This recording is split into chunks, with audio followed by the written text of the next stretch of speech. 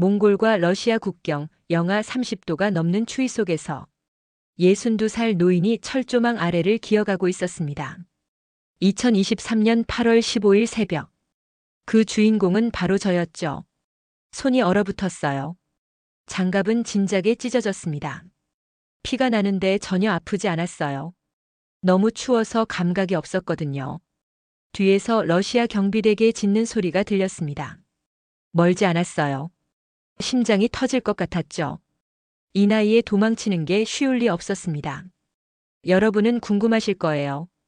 60이 넘은 노인이 굳이 왜 목숨을 걸고 국경을 넘었을까요? 배가 고파서?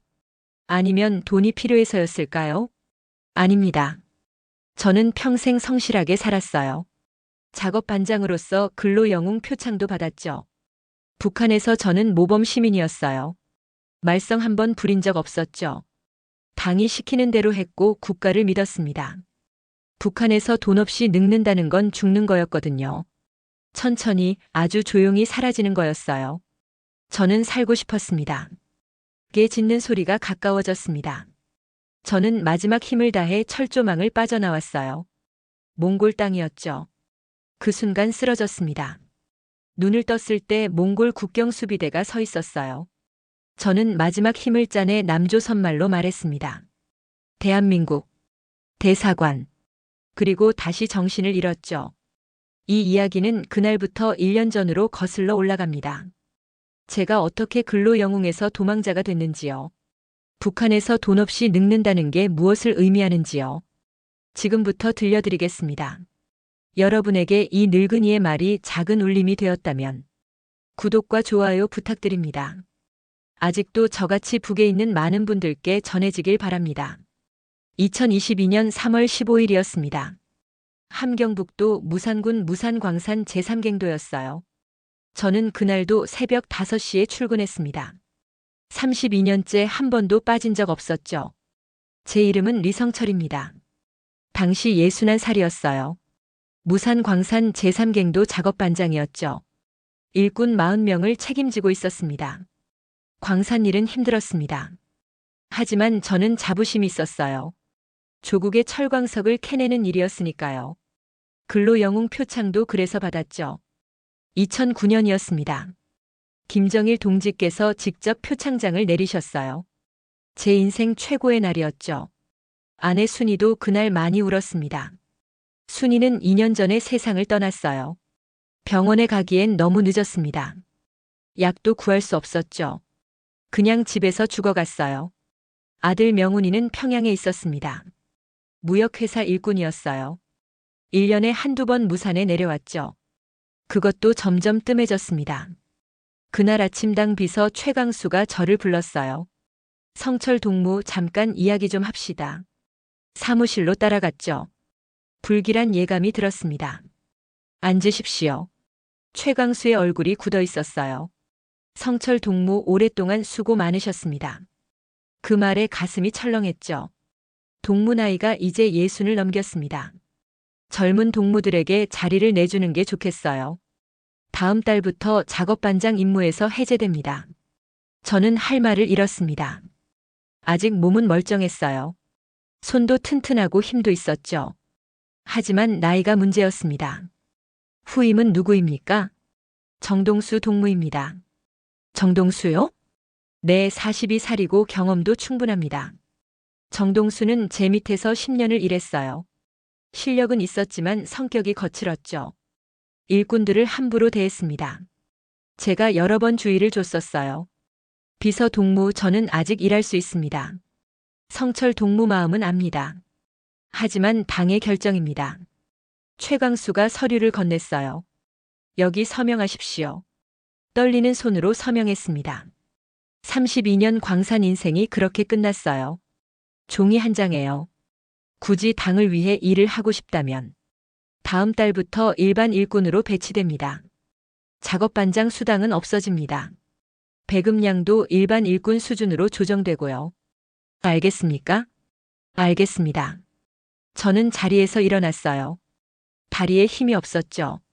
사무실 문을 나서는데 눈물이 났습니다. 갱도로 돌아갔습니다. 일꾼들이 저를 쳐다봤어요. 소문은 빠르게 퍼졌죠. 일꾼들 표정이 복잡했어요. 어떤 이는 안타까워했고 어떤 이는 무관심했죠. 박철수만 다가와 손을 잡았습니다. 성철아, 고생 많았네. 철수는 30년 동료였어요. 같이 입사해서 같이 늙었죠. 하지만 철수도 1년 전에 갱도 사고로 죽었습니다. 그날 저녁 집에 돌아왔습니다. 무산읍 인민아파트 5동 2층이었어요. 대동강이 보이는 곳도 아니었죠. 그냥 낡은 3층 아파트였습니다. 텅 빈 집이었어요. 순이가 없으니 더 추웠죠. 밥상에 혼자 앉아 밥을 먹었습니다. 맛이 없었어요. 창밖을 내다봤습니다. 무산 광산 굴뚝에서 연기가 나고 있었어요. 내일도 누군가는 그곳에서 일하겠죠. 하지만 저는 이제 필요 없는 사람이었습니다. 그날 밤 잠이 오지 않았어요. 천장을 보며 생각했습니다. 나는 평생 착하게 살았는데 이게 보답인가? 3개월이 지났습니다. 2022년 6월이었어요. 모든 게 달라졌죠. 아주 천천히 조용하게요. 작업 반장 수당이 끊겼습니다. 배급량도 절반으로 줄었어요. 한 달에 쌀 10kg에서 5kg으로요. 그것도 제때 안 나왔습니다. 정동수가 새 작업 반장이 됐어요. 첫날부터 분위기가 달라졌죠. 리성철 동무, 이제 일반 일꾼이니까 똑바로 하시오. 어제까지 깍듯하던 그는 말투부터 달랐습니다. 갱도에서 제일 힘든 구역으로 배치됐어요. 제3갱도 최하층이었죠. 공기도 안 좋고 위험했습니다. 젊은 일꾼들도 꺼리는 곳이었어요. 반장님, 제가 32년 일한 걸 아시지 않습니까? 성철 동무, 이제 반장 아닙니다. 그냥 늙은 일꾼일 뿐이에요. 정동수가 비웃듯 말했죠. 다른 일꾼들 태도도 변했습니다. 예전엔 인사하던 사람들이 고개를 돌렸어요. 점심시간에도 저랑 안 앉으려 했죠. 마치 전염병 환자처럼 대했습니다. 어느 날 무거운 자재를 옮기다 허리를 다쳤어요. 아파서 주저앉았죠. 정동수가 다가왔습니다. 일을 못하겠으면 집에 가시오. 반장 동무, 잠깐만 쉬면 괜찮습니다. 여기는 젊은 사람들도 힘든 곳이에요. 늙은이가 버틸 곳이 아닙니다. 그 말에 주변 일꾼들이 키득거렸어요. 점심시간이었습니다. 옥수수밥 배급을 받았어요. 예전보다 양이 적었죠. 하지만 불평할 수 없었습니다. 한영숙이 지나가며 인사도 없이 갔어요. 같은 아파트 이웃이었죠. 예전엔 만나면 꼭 인사했는데요. 순이 살아있을 땐 친하게 지냈습니다. 저녁에 장마당에 갔습니다. 옥수수를 좀 더 사야 했어요. 배급만으론 부족했거든요. 돈은 숨겨둔 게 조금 있었습니다. 좌판 앞에 섰습니다. 20살쯤 된 여자가 장사를 하고 있었어요. 화장을 짙게 했고 중국제 옷을 입었죠. 장마당 세대였습니다. 옥수수 얼마요? 제가 물었어요.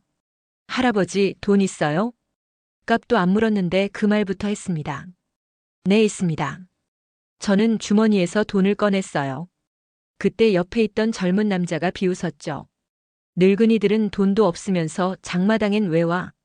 배급이나 받아먹지. 주변에서 키득거리는 소리가 들렸어요. 저는 그때 깨달았습니다. 이 아이들은 아무것도 믿지 않는다는 걸요. 당도 수령님도 충성도 관심 없었어요. 오직 돈만 믿었죠. 그리고 돈 없는 늙은이는 사람도 아니었습니다. 그저 방해물일 뿐이었어요. 여자가 옥수수를 던지듯 줬습니다.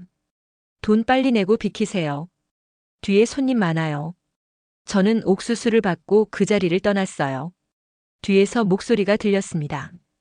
요즘 늙은이들 진짜 답 없어. 일도 못하면서 배급은 다 받아먹고. 그 목소리엔 존댓말도 예의도 없었죠. 저는 평생 근로 영웅이었어요. 표창장도 받았고 당원으로 살았습니다. 하지만 그 아이들에게 저는 그냥 쓸모없는 늙은이였어요. 아무 가치도 없는 존재였죠. 집으로 돌아오는 길이었습니다. 계단을 올라가는데 숨이 찼어요. 예전엔 이 정도는 아무것도 아니었는데요. 몸이 늙어가고 있었습니다. 문을 열고 들어갔어요. 텅 빈 집이었죠. 순이가 생각났습니다. 살아있었으면 위로라도 해줬을 텐데요. 혼자 밥을 먹었습니다. 옥수수밥이었어요. 씹기도 힘들었죠. 이가 성하지 않았거든요. 창밖을 내다봤습니다. 무산 시내가 어두웠어요. 전기가 자주 나갔거든요. 어둠 속에서 저도 사라지는 것 같았습니다. 그날 밤 깨달았어요. 존중은 영원하지 않다는 걸요. 평생 쌓아온 것도 하루아침에 무너질 수 있다는 걸요. 나이가 들면 모든 게 사라진다는 걸요. 저는 두려웠습니다. 이렇게 천천히 죽어가는 게요. 아무도 기억하지 않는 채로요. 그게 제일 무서웠어요. 2022년 9월이었습니다. 몸이 안 좋아지기 시작했어요. 기침이 멈추지 않았죠. 갱도에서 32년 일한 대가였습니다. 무산인민병원에 갔습니다. 진료를 받으려고 줄을 섰어요. 앞에 임신부가 있었죠. 제 차례가 됐을 때였습니다. 리성철 동무 뒤로 가십시오. 간호원이 말했어요. 왜요? 제 차례인데요. 임신부가 먼저입니다. 그 다음엔 어린이들이 먼저고요.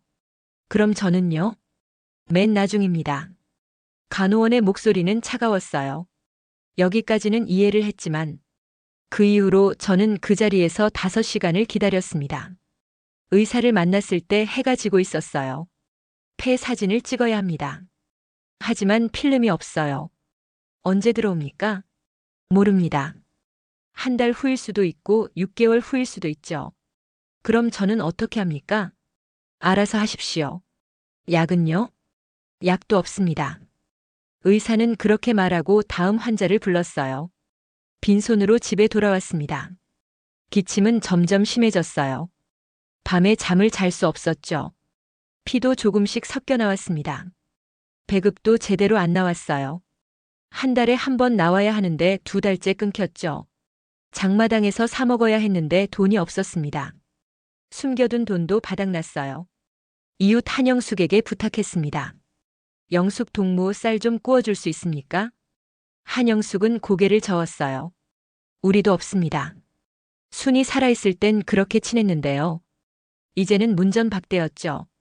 문을 닫는 소리가 크게 들렸습니다. 저는 그냥 돌아섰어요. 갱도에서도 일을 제대로 못했습니다. 기침 때문에 자꾸 멈춰야 했어요. 정동수가 소리쳤죠. 리성철 동무 일 못하면 나가시오. 반장 동무 조금만 참아주십시오. 참을 게 뭐가 있습니까? 여기는 일하는 곳이에요. 쉬는 곳 아닙니다. 주변 일꾼들이 쳐다봤습니다. 동정하는 눈빛은 없었어요. 그저 귀찮다는 표정뿐이었죠. 저는 그날 일찍 집에 갔습니다. 며칠 후 통지서가 왔어요. 리성철 동무 노동 능력 저하로 임시 휴직 처리됨. 임시 휴직이라는 건 사실상 해고였습니다. 배급도 완전히 끊긴다는 뜻이었어요. 일주일 후 아들 명훈이가 무산에 내려왔습니다. 1년 만이었어요. 아버지, 얼굴이 왜 그래요? 명훈이가 놀라며 물었죠. 기침 때문이다. 병원은 갔어요? 갔지, 약이 없대. 명훈이 표정이 어두워졌습니다. 조용히 앉았어요. 한참 침묵이 흘렀죠. 명훈이가 조심스럽게 말했습니다. 아버지, 왜 그러느냐? 요즘 아버지 때문에 제가 좀 곤란합니다. 무슨 소리냐? 평양 직장에서 눈치를 줘요. 가족 중에 노동 능력 없는 사람이 있으면 문제래요. 당성에 영향을 준다고요. 명훈이는 시선을 피했습니다. 저는 그제야 깨달았어요. 아들에게조차 짐이 됐구나. 명훈아, 그럼 나보고 어쩌란 말이냐? 잘 모르겠어요, 아버지. 하지만 이대로는 안 될 것 같아요. 더 이상 우리 가족이 눈에 띄면 안 됩니다. 조용히 있어 주세요. 명훈이는 그렇게 말하고 다음날 평양으로 올라갔어요. 돌아보지도 않았습니다. 그날 밤 저는 집 밖으로 나왔습니다. 갈 곳은 없었어요. 그냥 무산 거리를 걸었죠. 달빛 아래 혼자였습니다. 공원 벤치에 앉았습니다. 옆에 노숙자 몇 명 있었어요. 저도 곧 저렇게 되는 건가? 그 생각에 온몸이 떨렸습니다. 북한에서 늙는다는 건 보호받지 못한다는 뜻이었어요. 아파도 병원은 뒷순이었죠. 일 못하면 식량도 끊겼습니다. 도움 요청은 곧 불만으로 기록됐어요. 저는 처음으로 두려워졌습니다. 이제 내가 쓰러지면 아무도 책임지지 않는구나. 그냥 조용히 사라지는 거구나. 아무도 기억하지 않을 거구나. 새벽까지 벤치에 앉아 있었습니다. 해가 뜨기 시작했어요. 무산 광산 굴뚝에서 연기가 올라갔죠. 저는 더 이상 그곳에 속하지 않았습니다. 집으로 돌아왔습니다. 거울을 봤어요. 낯선 얼굴이었죠. 주름투성이 늙은이였습니다. 저는 평생 착하게 살았습니다. 나라가 시키는 대로 했어요. 근로 영웅도 받았고 당원으로 살았죠. 하지만 보답은 없었습니다. 이제 알았습니다. 이 나라에서 늙으면 끝이라는 걸요. 사람 취급을 못 받는다는 걸요. 그리고 아무도 구해주지 않는다는 걸요. 그날 처음으로 생각했습니다. 남조선을요. 2022년 11월이었습니다. 집에 통지서가 도착했어요. 빨간 봉투였죠. 당 중앙위원회 도장이 찍혀 있었습니다. 손이 떨렸어요. 설마 또 무슨 문제가 생긴 건가? 봉투를 뜯었습니다. 눈을 의심했죠. 리성철 동무 러시아 연해주 광산 기술 지원 파견 대상자로 선정됨. 러시아요? 60이 넘은 저를요? 믿기지 않았습니다. 다음 날 무산군 당 사무실로 갔어요. 최광수 비서가 기다리고 있었죠. 성철 동무 축하합니다. 해외 파견은 영광입니다. 하지만 저는 60이 넘었습니다. 바로 그래서입니다. 러시아 측에서 경험 많은 광산 기술자를 원했어요. 동무가 적격이라고 판단했습니다. 언제 출발합니까? 다음 달 11일입니다. 평양에서 일주일 교육받고 기차로 출발하죠. 계약 기간은 2년입니다. 2년이요? 네, 그동안 러시아 블라디보스토크 인근 광산에서 일합니다. 당연히 감시원도 동행하고요. 최광수가 서류를 건넸어요. 여기 서명하십시오. 저는 망설였습니다. 러시아라니. 평생 무산을 벗어난 적 없는데요. 하지만 다른 선택지가 있었을까요? 여기 남아있으면 굶어 죽을 게 뻔했어요. 아들도 저를 짐으로 여기고요. 병원도 갈 수 없었죠. 서명했습니다. 떨리는 손으로요. 그 순간 깨달았어요. 이게 마지막 기회라는 걸요. 마지막 기회. 탈출의 기회 말입니다. 러시아는 북한보다 감시가 느슨할 거예요. 거기서 방법을 찾을 수 있을지도 몰라요. 집으로 돌아왔습니다. 짐을 쌌어요. 가져갈 게 별로 없었죠. 옷 몇 벌, 순이 사진 한 장. 사진을 오래 들여다봤습니다. 젊었을 때 찍은 거였어요. 순이가 환하게 웃고 있었죠. 여보, 나 이제 멀리 가. 혹시 돌아오지 못할 수도 있어.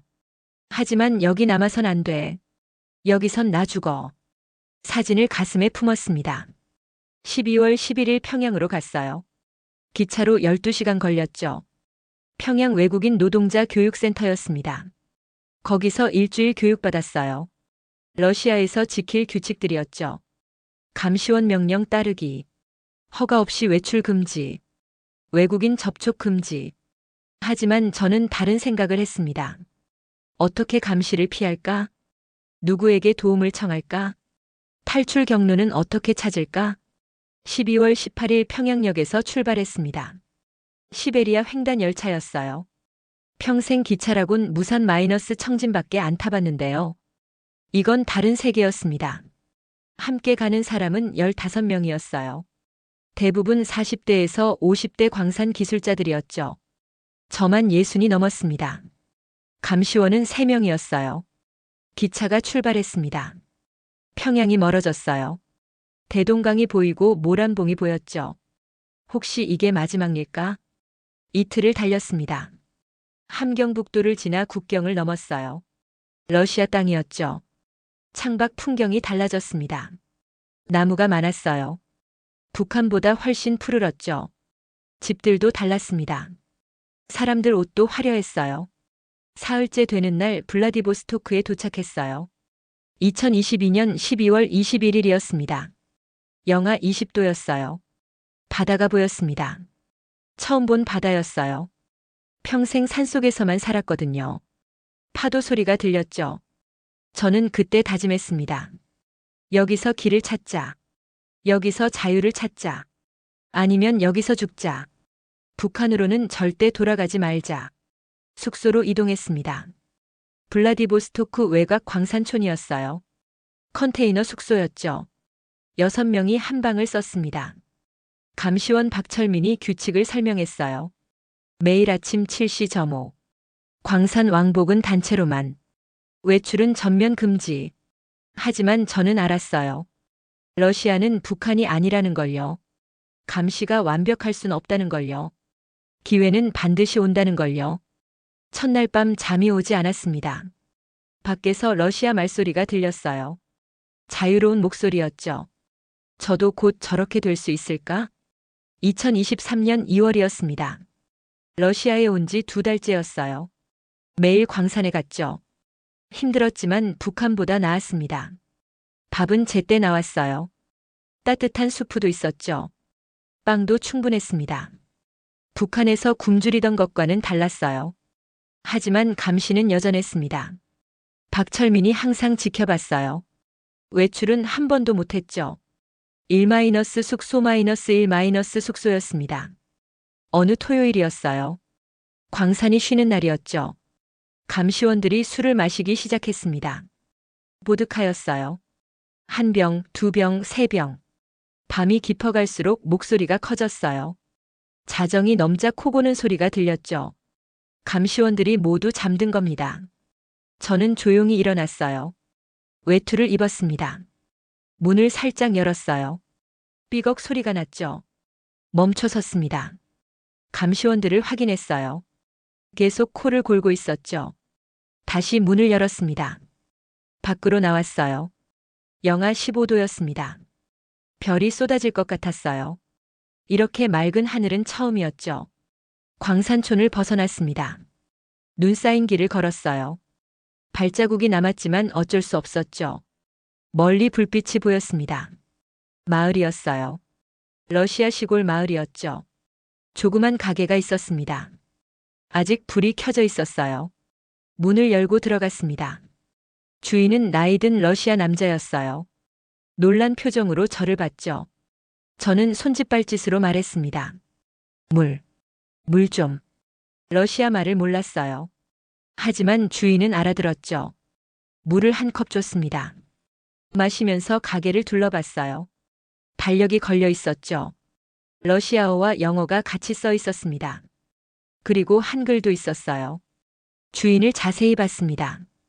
얼굴이 동양인 같았어요. 혹시 조선 사람입니까? 주인이 놀라며 저를 쳐다봤죠. 고려인입니다. 할아버지는요? 저는 북에서 왔습니다. 주인 표정이 심각해졌어요. 노동자입니까? 도망 나왔습니까? 아직은 기회를 찾고 있습니다. 위험합니다, 할아버지. 감시원들이 찾을 거예요. 알고 있습니다. 하지만 돌아갈 수 없어요. 주인이 잠시 생각하더니 종이를 꺼냈어요. 여기 전화번호 적습니다. 이분은 우스리스크에 있는 한인이에요. 탈북자를 돕는 사람입니다. 정말입니까? 네, 하지만 돈이 필요해요. 얼마나요? 3,000달러는 있어야 합니다. 저는 한숨을 쉬었어요. 돈이 어디 있겠습니까? 주인이 말했습니다. 방법이 하나 있긴 해요. 뭡니까? 몽골로 가는 겁니다. 몽골이요? 네, 거기서 한국 대사관 가면 됩니다. 어떻게 갑니까? 국경을 넘어야 해요. 하지만 위험합니다. 영하 30도 겨울에 국경을 넘는 거예요. 저는 주인을 똑바로 쳐다봤습니다. 갈 수 있습니다. 정말입니까? 할아버지 나이가 62입니다. 주인이 놀랐어요. 그 나이에 국경을요? 네, 갈 수 있습니다. 저는 광산에서 32년 일했어요. 주인이 천천히 고개를 끄덕였습니다. 알겠습니다. 다음 주 토요일 밤에 다시 오세요. 준비해 놓겠습니다. 정말 고맙습니다. 조심하세요, 할아버지. 감시원들 깨면 큰일 나요. 알겠습니다. 숙소로 돌아왔어요. 다행히 아무도 깨지 않았죠. 침대에 누웠습니다. 손이 떨렸어요. 희망이 보였습니다. 처음으로요. 몽골이라는 길이 있었어요. 위험하지만 갈 수 있었습니다. 일주일을 기다렸습니다. 매일 광산에 갔어요. 평소처럼 행동했죠. 의심받으면 안 됐으니까요. 토요일이 왔습니다. 감시원들이 또 술을 마셨어요. 자정이 되자 모두 잠들었죠. 저는 조용히 일어났습니다. 가방을 챙겼어요. 옷 2벌, 순위 사진, 그리고 숨겨둔 돈. 북한 돈이었지만 조금이라도 있어야 했어요. 문을 열었습니다. 마지막으로 숙소를 돌아봤어요. 함께 온 동료들이 자고 있었죠. 미안합니다. 저는 먼저 갑니다. 밖으로 나왔습니다. 영하 20도였어요. 별이 다시 빛나고 있었죠. 이번엔 돌아오지 않을 겁니다. 가게로 향했습니다. 고려인 주인이 기다리고 있었어요. 차가 한 대 있었죠. 운전석에 다른 남자가 앉아 있었습니다. 준비됐습니까? 네. 몽골 국경까지 5시간 걸립니다. 도착하면 걸어서 국경 넘어야 해요. 알겠습니다. 행운을 빕니다, 할아버지. 고맙습니다. 차에 탔습니다. 차가 출발했어요. 블라디보스토크가 멀어졌죠. 러시아 광산촌도 사라졌습니다. 이제 돌아갈 수 없었어요. 2023년 8월 15일 새벽이었습니다. 몽골과 러시아 국경이었어요. 차가 멈춰섰죠. 운전사가 말했습니다. 여기서부터 걸어가세요. 저 너머가 몽골입니다. 철조망 밑으로 기어가면 돼요. 운전사가 가방을 건넸습니다. 물과 빵이 있어요. 그리고 이건 손전등. 감사합니다. 조심하세요, 할아버지. 차가 떠났어요. 혼자 남았죠. 영하 30도였습니다. 손이 금방 얼었어요. 앞을 봤습니다. 철조망이 보였어요. 멀리 초소 불빛도 보였죠. 러시아 국경 수비대였습니다. 천천히 걸었어요. 눈을 밟는 소리가 크게 들렸죠. 멈춰 서서 귀 기울였습니다. 게 짖는 소리가 들렸어요. 가까웠습니다. 서둘러야 했어요. 뛰기 시작했죠. 62 노인이 눈밭을 뛰었습니다. 숨이 찼어요. 다리가 풀렸죠. 하지만 멈출 수 없었습니다. 철조망이 코앞이었어요. 엎드렸습니다. 철조망 밑을 기어가기 시작했어요. 가시가 외투를 찢었죠. 손에서 피가 났습니다. 아팠어요. 너무 추웠죠. 하지만 계속 기어갔습니다. 순이 얼굴이 떠올랐어요. 여보, 나 거의 다 왔어.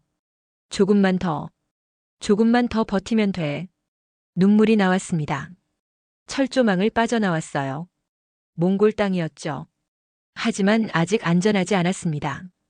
뒤에서 소리가 들렸어요. 스타잇, 러시아 말이었어요. 멈춰 서라는 뜻이었죠. 국경 수비대가 저를 발견한 겁니다. 게 짖는 소리가 가까워졌어요. 뛰었습니다. 마지막 힘을 다해서요. 눈밭을 구르며 뛰었죠. 뒤에서 호각 소리가 들렸습니다. 총소리가 들렸어요. 머리 위로 총알이 지나갔죠. 쓰러졌습니다. 눈 속에 파묻혔어요. 이대로 죽는구나. 그 생각이 들었어요. 순이야, 미안해. 명훈아, 미안하다. 하지만 죽을 순 없었습니다. 여기까지 왔는데요. 마지막 힘을 짜냈어요. 다시 일어났습니다. 비틀거리며 걸었습니다. 앞만 봤어요. 뒤는 돌아보지 않았죠. 한 걸음 한 걸음. 무산 광산이 떠올랐습니다. 32년 일했던 갱도요. 근로 영웅 표창장도 생각났어요. 아무 의미 없었죠. 정년 통보받던 날이 떠올랐습니다. 장마당에서 무시당하던 순간도요. 아들이 짐이라고 하던 말도요. 모든 게 주마등처럼 지나갔습니다. 넘어졌습니다. 다시 일어났어요. 또 넘어졌죠. 또 일어났습니다. 앞에 불빛이 보였어요. 건물이었죠. 몽골 국경 초소였습니다. 거의 다 왔어요. 마지막 힘을 다해 걸었습니다. 초소 문을 두드렸어요. 쿵쿵쿵. 문이 열렸습니다. 몽골 국경 수비대였어요. 저를 보고 놀랐죠. 저는 떨리는 입술로 말했습니다. 대한민국. 대사관. 그리고 쓰러졌어요. 정신을 잃었습니다. 얼마나 시간이 흘렀을까요? 눈을 떴을 때 따뜻했습니다. 담요가 덮여 있었어요. 난로가 타고 있었죠. 몽골 군인이 물을 건넸습니다. 마셨어요. 당신 북한? 저는 고개를 끄덕였어요. 한국 가고 싶어요? 네. 제발. 군인이 무전기를 들었습니다. 누군가와 통화했어요. 몽골어라 알아들을 수 없었죠. 하지만 느낌이 왔습니다. 살았구나. 정말로 살았구나. 눈물이 쏟아졌어요. 멈출 수 없었습니다. 62 노인이 울었습니다. 32년 광산 인생. 근로 영웅 표창. 정년 통보. 모든 차별과 무시. 그 모든 게 끝났어요. 이제 자유였습니다. 저는 자유인이 됐어요. 이틀 후 울란바토르로 이동했습니다. 몽골 수도였어요. 한국 대사관이 있었죠. 대사관 직원이 저를 맞았습니다. 어르신 고생 많으셨습니다. 그 말에 또 울었어요. 어르신이라고 불러준 거예요. 사람 취급을 받은 겁니다. 일주일 후 비행기를 탔습니다. 인천행이었어요. 평생 비행기는 처음이었죠. 창밖으로 구름이 보였습니다. 구름 위를 나는 기분이었어요. 자유롭게요. 이제 아무도 저를 감시하지 않았습니다. 누구도 짐이라고 하지 않았어요. 인천공항에 도착했습니다. 2023년 9월 1일이었어요. 땅을 밟았죠. 대한민국 땅이었습니다. 한국에 온 지 3개월이 지났습니다. 하나원 교육을 마쳤어요. 서울 외곽 작은 원룸을 얻었죠. 정부 지원금으로요. 처음으로 혼자 집이 생겼습니다. 작았지만 따뜻했어요. 보일러가 잘 나왔죠. 전기도 하루 종일 켜져 있었습니다. 어느 날 밖에 나갔어요. 버스를 타려고 정류장에 섰죠. 버스가 왔습니다. 탔어요. 앉으려는데 젊은 남자가 일어났어요. 어르신, 여기 앉으세요. 저는 멈춰 섰습니다. 뭐라고요? 여기 앉으세요. 남자가 웃으며 자리를 가리켰어요. 저는 어리둥절했죠. 자리를 양보한다고요? 앉았습니다. 손이 떨렸어요. 눈물이 났습니다. 참으려 했지만 안 됐어요. 북한에서는 이런 일이 없었어요. 젊은 사람들이 노인을 무시했죠. 장마당에서 비웃었습니다. 짐이라고 했어요. 하지만 여기서는 달랐습니다. 저를 어르신이라 불렀어요. 자리를 양보했죠. 존중했습니다. 버스에서 내렸어요. 길을 걷다가 병원을 봤죠. 들어가 봤습니다. 접수 직원이 물었어요. 어르신, 어디 불편하세요? 또 그 말이었어요. 어르신, 기침이 좀 납니다. 네, 잠시만 기다리세요. 진료비는요? 어르신은 만 65세 이상이시니까 할인됩니다. 의료보험도 적용되고요. 저는 놀랐어요. 북한에서는 늙으면 병원이 뒷순이었죠. 약도 없었고 치료도 못 받았습니다. 하지만 여기서는 달랐어요. 의사가 친절했습니다. 엑스레이도 찍었어요. 약도 처방받았죠. 폐가 많이 상했지만 치료 가능하대요. 약국에서 약을 받았습니다. 약사가 설명했어요. 하루 3번 드세요. 식후에 드시면 됩니다. 감사합니다. 천천히 나았어요. 약사가 웃으며 말했죠. 어르신 건강하세요. 집으로 돌아오는 길이었어요. 공원을 지나가는데 노인들이 모여 있었죠. 운동하고 있었습니다. 게이트볼이라는 거였어요. 할아버지, 같이 하실래요? 한 노인이 저를 불렀어요. 저요? 네, 같이 해요. 함께 게이트볼을 했습니다. 재미있었어요. 웃음도 나왔죠. 언제 웃어본 게 얼마만인지요. 끝나고 한 할아버지가 말했어요. 어디서 오셨어요? 북에서 왔습니다. 아, 그러세요. 힘드셨겠어요. 이제 여기서 편히 사세요. 우리 내일도 나와요. 같이 해요. 고맙습니다. 집으로 돌아왔어요. 거울을 봤습니다. 여전히 주름투성이었어요. 하지만 표정이 달랐습니다. 밝았어요. 살아있다는 느낌이 들었죠. 사람 취급을 받는 느낌이요. 저녁을 먹었습니다. 혼자였지만 외롭지 않았어요. 내일 또 공원에 가면 친구들이 있을 테니까요. 병원에서 약도 받을 수 있고요. 창밖을 내다봤습니다. 서울의 불빛이 가득했어요. 반짝반짝 빛나고 있었죠. 저도 그 빛 중 하나였습니다. 순이 사진을 꺼냈어요. 오래 들여다봤죠. 여보, 나 해냈어. 살아남았어. 북한에서는 나이 들면 사라져야 했어요. 조용히 아무도 모르게요. 짐이 되고 쓸모 없어지고 잊혀졌죠. 존중도 없었습니다. 하지만 여기서는 달랐어요. 나이 들었다고 사람이 아닌 게 아니었습니다. 오히려 더 존중받았어요. 어르신이라 불렀죠. 버스에서 자리를 양보받았습니다. 병원에서 치료받았어요. 공원에서 친구를 사귀었죠. 웃을 수 있었습니다. 저는 62살에 새로 태어났어요. 근로영웅 표창은 의미 없었죠. 32년 광산 인생도 지나갔습니다. 이제 새로운 삶이었어요. 북한에서 나이 든다는 건 죽는 거였습니다. 천천히 사라지는 거였어요. 하지만 여기서 나이 든다는 건 달랐습니다. 계속 사람으로 사는 거였어요. 저는 이제 압니다. 존엄은 나이로 결정되지 않는다는 걸요. 일할 수 없어도 사람이라는 걸요. 늙어도 존중받을 권리가 있다는 걸요. 여러분, 저는 평생 착하게 살았습니다. 나라가 시키는 대로 했어요. 하지만 보답은 없었죠. 북한에서 늙는다는 건 버려지는 겁니다. 가족에게도 사회에게도요. 하지만 여기서는 다릅니다. 사람으로 대접받아요. 이 이야기를 많은 분들이 들어주셨으면 합니다. 북한에 아직 많은 노인들이 있어요. 그들도 존엄하게 살 권리가 있습니다. 그걸 알아주셨으면 해요. 시청해주셔서 감사합니다. 여러분 모두 존중받으며 사시길 바랍니다. 나이와 관계없이요. 그리고 북한에 계신 모든 어르신들께도 자유가 찾아오길 기도합니다. 언젠가는요. 여러분의 구독과 좋아요는 탈북민에게 큰 힘이 됩니다. 감사합니다.